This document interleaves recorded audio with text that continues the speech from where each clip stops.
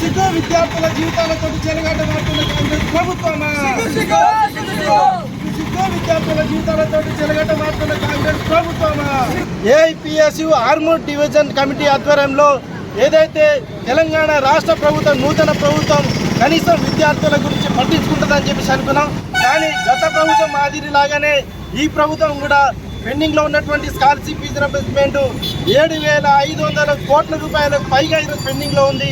విద్యార్థులందరూ పై చదువులు చదువుకోవాలంటే వాళ్ళ సర్టిఫికేట్లు రాక ఈరోజు పై చదువులు చదువుకోకుండా ఈరోజు మధ్యలోనే డ్రాప్ అవుతున్నటువంటి పరిస్థితి ఉంది. కాబట్టి తెలంగాణ రాష్ట్ర నూతన ప్రభుత్వానికి ఒకటే మేము విన్నవించుకుంటున్నాం.